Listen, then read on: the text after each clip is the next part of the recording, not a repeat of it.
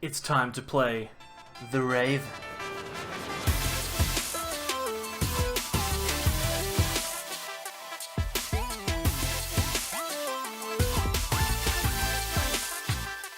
Welcome back everyone to more from the Sableyes. I'm Mitch and today we're going to take a look at Corviknight VMAX. This is a card that I ranked as actually the best card from Battle Styles. I think that it is still very, very good, although I'm being made to look a little bit of a fool right now with some of the results of other decks on LimitlessTCG.com. Regardless, Corviknight is incredibly good. Let's take a look at the list on PTCGO right now. Corviknight VMAX doesn't really look like too much when you just look at the card. I mean, it's a decent VMAX. It's got free retreat, which is great. G-Max Hurricanes, 240 damage for 3, but you could just use Zacian. Lustrous Body prevents all of the effects of your opponent's abilities done to this Pokemon. That doesn't seem like it's going to be that big of a deal. But when you combine it with a whole bunch of different cards that came out from Battle Styles, you actually see that Corviknight is an incredibly formidable deck. We've got Bronzong in this list, which allows us to move energy between our attackers, which is really, really good, especially if we can get 2 Corviknights set up, because it means we only need 3 energy in play to be able to do 240 damage every turn.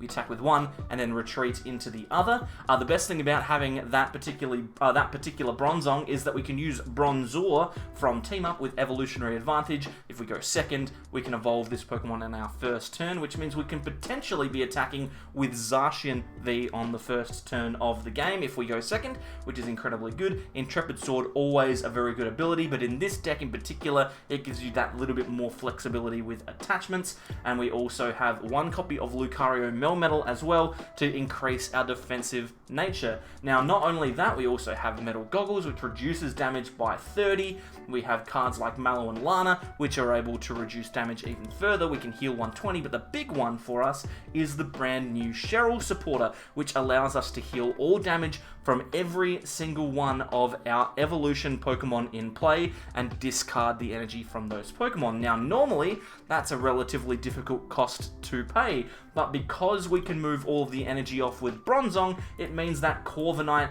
is able to heal actually for free, which is incredibly good. So definitely a really, really nice combo. This list has worked really, really well. Oh, also, forgot to mention, Lustrous Body means that if we have Coding Metal Energy on, which means that we aren't weak to fire types anymore, they can't get rid of it with Giratina, which is a really, really big deal. Anyway, let's just go into some games now. We'll show off this deck in action. It is actually really, really good. Alrighty, we've got ourselves an interesting start here, to say the least. We've got a Zacian in the active. We've got a Bronzor, which we can grab with Pokecom. We can also turn this Corviknight VMAX into a Corviknight V. I think that's going to be the way to go. Now, we are playing up against a 1-prize fire deck. We're taking on Chandelure here. Let's just Intrepid Sword to end the turn. We're taking on Chandelure, and that means that we need to find our Coding Metal Energy, which will remove our weakness to fire. But also, since we're playing against a 1-prize deck with a VMAX deck, I think this is going to be a really good opportunity to show off how good Cheryl is. So hopefully everything works out for us. Generally, this deck takes a couple of turns to get going.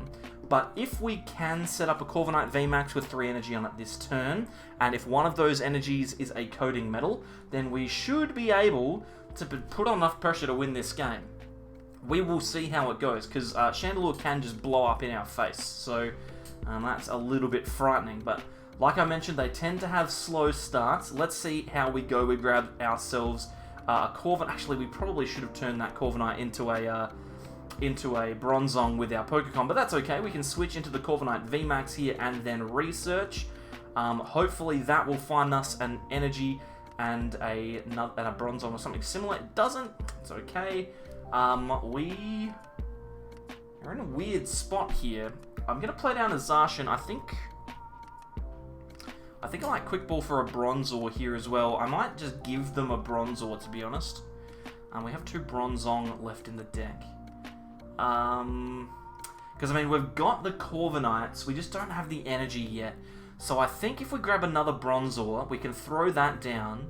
We can retreat, I think, into that Bronzor, just to sacrifice a Pokemon that's not really important, and then we can Intrepid Sword, and hopefully, we found an energy, which is good. Hopefully we can get into a Bronzong next turn. So we've had a bit of a stutter here, which is going to give our opponent enough time to potentially punish us. If they can Gust and knock out the Corviknight VMAX this turn, that would be terrifying. Here comes Dusk Stone. So they're going straight into their Chandelure now. So they've got their attacker. The question is, do they have Boss? They have Giant Hearth. They are getting rid of a Fire Energy to find more Fire Energies. They're probably attached to the bench. What do they have in their hand? Nothing. Okay, cool. So we have been given another chance. We obviously lose the Bronzor, which is fine. They've got another Chandelure on the bench. They only discarded one Pokemon off of that attack. That's impressive. Okay, so now off of this research, we need to find ourselves a Bronzong. Luckily, we can Quick Ball, so we can thin a little bit more, get rid of this Mew. We'll grab another Bronzor. May as well play that down because we need to keep our energy going. Then we can research. As long as we find a Bronzong, which we do, we should be fine. And we have another energy as well. And it's the coding metal, which is perfect. So that's metal transfer from the Zacian into the Corviknight. Now we have a 320 HP VMAX that's dealing 240 damage every turn that cannot be one-shot unless they remove this energy. And the only way they can remove it is by using a card like Crushing Hammer or Team Grunt. They cannot use Giratina. And the best part is we've got 2 VMAXs in play, which means that we can just retreat in between the 2 of them and keep attacking that way, which I really, really like.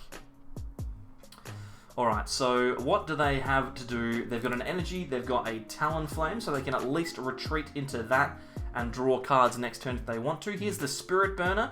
They deal 190. That would have knocked us out if they if we hadn't had the Metal Energy on there, which is good. And they grab 2 Charizards. Alright, so what we can do, we can retreat into our Corviknight. We can move all of our energy with Metal Transfer. We'll just move all 3 of them to the active. We've kind of struggled to find energy this game, but that's okay. We have 3, and that's all we need. And then, do we just Cheryl now, or should we wait? I think we just Cheryl just to show it off. We've got the heals. We don't really care about how much damage you do. You have to one-shot us. Then we can G-Max Hurricane, take a knockout. that's a big surprised face there. And take our second prize of the game. So we are looking really, really good here, and we unprize another Coding Metal, which means that we can protect the VMAX on the bench as well. So a random boss's orders will not set us back. Brock's Grit, so they're throwing probably, I think energy is probably the way to go for them if they have it. Oh my goodness, they have 5 energies and a Chandelure, so they're going to throw those in. Then they can Roaring Resolve and then thin out with Giant Hearth as well. So they've got 2 energies on that Charizard. They can grab another 2 with their other Charizard on the bench, and then they can get cracking from there.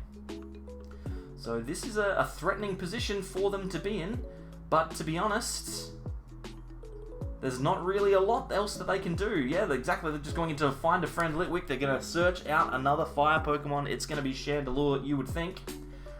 They haven't managed to find any support Pokemon as of yet, which means we're set and ready to go. We can grab ourselves another Bronzong. We can attach to the Corviknight. And I think we just retreat into the Corviknight VMAX. We can Metal Transfer. What we'll do is we'll Metal Transfer the 2 basic energy, so we can leave the Coding Metal on the bench. And I like the taste of 2 extra prizes. Let's knock out this Talonflame before they draw cards out of it. So let's G-Max Hurricane, take that knockout. And we are 2 prizes away from winning the game. They need a lot to go their way. And if they ever play down a 2-prize Pokemon, we can just Boss's Orders and bring it straight into the active. So we're looking like we're in a really good spot, right? And you would think, if you're going into this game as the Chandelure player, like, I've got 1 prize Fire-type Pokemon up against a 3-prize Metal-type VMAX. Surely, I'm in a good position to win this game. Yet here we are, 2 attacks away from winning. And they're unlikely to get a knockout this turn, I will say that much. If they attack, yeah, continuous Blaze Ball, 230, that's not enough damage to knock out our VMAX, which means, again, we can just retreat into our Corviknight. That's no problem there. We can move our energies, we can Metal Transfer, And yeah, exactly, there's a concession. So Corviknight, the Metal VMAX deck coming up, trumps in the one prize fire matchup. I would not have expected that. Alrighty, an interesting start for us. We have Corviknight V in the active. Our opponent has a Dedenne and an electric, what's that, a Speed Lightning Energy. Okay, so we're probably playing up against like Pikarom or something here. Our hand is not particularly good, guys. We've got a Lucario, we've got a Mew, we've got a Cynthia and Kaylin, which is something that we can work with, but definitely not as inspiring as last turn. I guess the good thing for us is that our opponent is having a little bit of a rough time. They've attached to a Dedenne, which is not particularly good. They've got a Jirachi now, which is better. They can switch into that, but I think we're in a better spot. Like, they're not doing particularly well. Let's put it that way. I mean, if we can find like a quick ball off of the top deck, that would be great. A Professor's Research would also be really good. Let's play down the Lucario, let's play down the Mew then. I can attach, and then I think I just research. Obviously, we lose the Bronzong, but we gain so much more. And look at this hand. Whew, okay. Let's play down the Bronzor. I can calm away the Corviknight, I think. Let's grab a Bronzong for now, because we can obviously evolve that this turn. And then we'll grab a Zacian as well, because we want to draw some cards out of this hand. So let's play that down. We'll play down the Bronzong, and then we will Intrepid Sword. And that's way better than I was expecting. That's a much better thing, much better turn to happen than I was expecting to have. And that top deck of the research is the key. Now, also, our hand here is looking incredibly good. We've got a Corviknight VMAX, we've got Metal Saucer and Coding Energy, which is great. That means that if our hand stays the same, we're guaranteed to attack next turn, and we have a Mani, so we can slow our opponent down as well. It depends, of course, on how our opponent goes. If they are playing Pikarom, which, to be fair, I don't know yet, then they are going to want to get Boltoned in the active next turn. And if they do that, then we will be able to knock that Boltoned out, which is very, very good for us. But obviously, it does rely on our opponent not playing Mani, and whenever I talk about how good my hand is, I often get Mani'd. So hopefully that doesn't happen. We will just sit back and wait. There's the Boltoned. Okay, so it is going to be a Pikarom deck of some description, I would think. Have they shown anything else? Can't remember. There's the attachment. So now they're looking for probably a Pikarom and a switch. That is literally all that they need. Professor's Research. Okay, so they're shuffling, or not shuffling, they're getting rid of their hand, and that's a lot of energy switches in the bin. That is a lot of energy switches. There's the Pikarom, but no switch. Okay, so this is good and bad. It's good because it means we get to take a knockout here, but it's bad because we have to take a knockout on the Jirachi.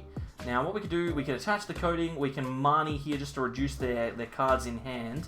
I probably could have actually held on to that because I had a bunch of switches there, which would have allowed me to attack with Corviknight multiple turns in a row, but it's fine. We can just play down the Corviknight, we can Metal Transfer, and hopefully we find something decent off of the prizes here. We can G-Max Hurricane, we have to attack for 240 damage into a 70 HP Jirachi. Which is a little bit overkill, but you know what? It's fine. Grab ourselves a prize, and a Pokemon is actually a really, really good prize for us because we can Quick Ball next turn. We can Quick Ball away either the Quick Ball or our top deck, whatever's worse for us, and then calm into another VMAX and use the second VMAX on the bench. Okay, Professor Oak's setup. This is not a usual list. This is not a standard Pikachu Zekrom list. They've got the type null there as well. I think I saw one shuffled away early, but I didn't talk about it.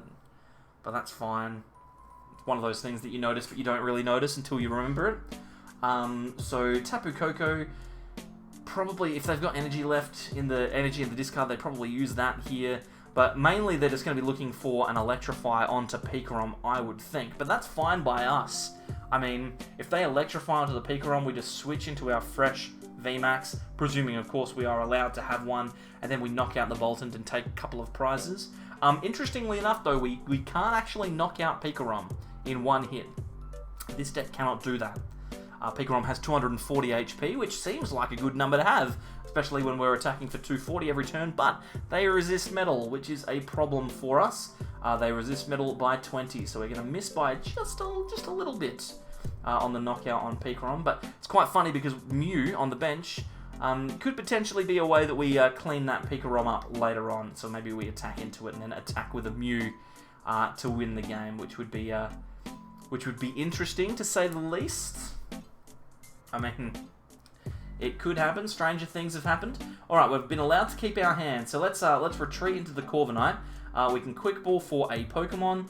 Let's just grab a Bronzor. Actually, we should check. Are there VMAXs in here? There are. Okay, that was lucky. We probably shouldn't have retreated until we knew that, but that's all right. They call me Gambler.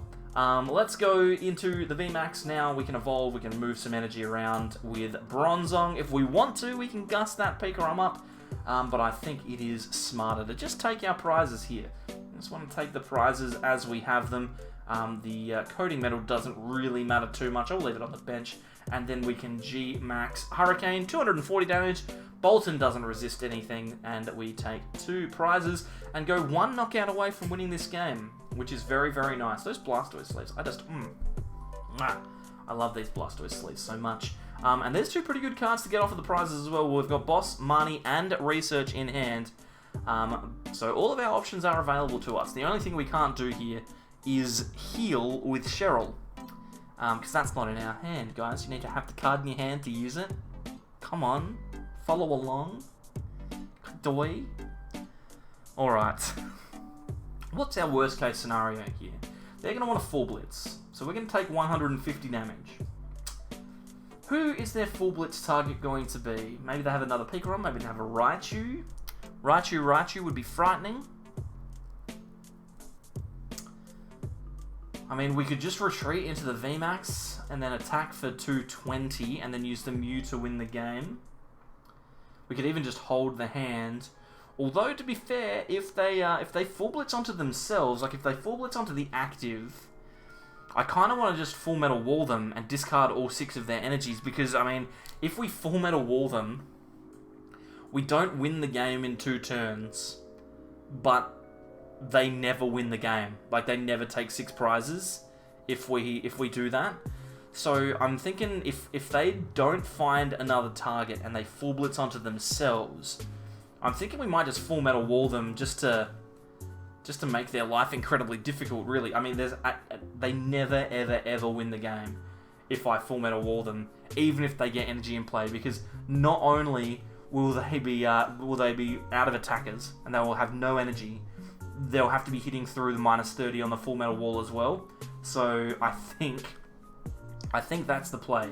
But it looks like they've got another Pikarom, so I don't think we're going to need to worry about that. I think it's going to come down to attacking into this one Pikarom twice, because they likely full blitz onto the bench to Pikachu and Zekrom and set up another attacker. So our play is probably going to be retreat into the VMAX, attack into the Pikachu Zekrom, and move all of the energy into positions so that if they gust up something like Bronzong, then we have at least a path to victory from there.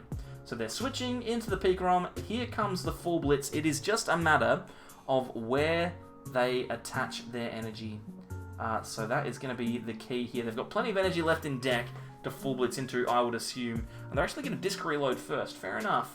It's a bit risky because it means that you obviously have a bunch of energy could potentially go into your hand. But you know what? I'm sure that our opponent knows how many energy they have left. So yeah, it's just a matter of where this full blitz goes. Like I said, if it goes to the bench, which is probably where it should go, then we have a chance. Well, they have a chance to win. But we just go into our Corviknight and attack from there. If it goes to the active, then I am tempted to use Lucario and Melmetal. So we wait and see. It's going to the active. Okay, so it's Lucametal time. We are going to... Oh, that metal source is a good top deck. Let's put that energy on the GX. Sorry, we can retreat for free. Let's move the energy off of our damaged Corviknight. We can put them all onto the VMAX. Maybe one onto the Zacian V, actually. Doesn't really matter if it's coding or not, because I don't think that's ever coming up. Then I think we can just, like, research this hand away and then full metal wall. This seems fine. Metal Goggles is cool. We've got a switch as well to get out of the active. So let's just full metal wall. We'll discard all of their energy. And even though we're not going to win in 2 turns, I don't think that our opponent ever wins this game. That play is almost GG for them. Like, they need switch and energy just to attack, then they did 90. Well played. It looks like we're seeing a concession here. There we go. So 2 wins, and we showed off all of the things that Corviknight VMAX can do, which is good. So there you have it. Corviknight VMAX is incredibly strong. It's very defensive. I think it's going to be a top deck going forward for quite a while. Hopefully you enjoyed it. If you have, then please consider leaving the video a like, which would be great. And if you are watching at the end of the video, then you're probably one of the people that really, really likes my stuff. So if you want to, please consider becoming a channel member. There's a join button down below in the description that you can click on. There's a link there as well. Thank you very much to my current channel members, in particular Dadbod and Azazel, heroes as always, Fernando, Yolo, Diego, Stephen, and Agent Abel. Appreciate your support, as well as Victor, Connor, Dario, Tom Cove, Sparksy, Kabakazi, Josiah, Austin, Stephanie, Charbungus, Sam, Captain, Fairy, and Dave. Oh my goodness, this list is getting almost too long to read. Thank you very much, everyone, for your support, and I'll see you next time for more from the Sableyes. Bye.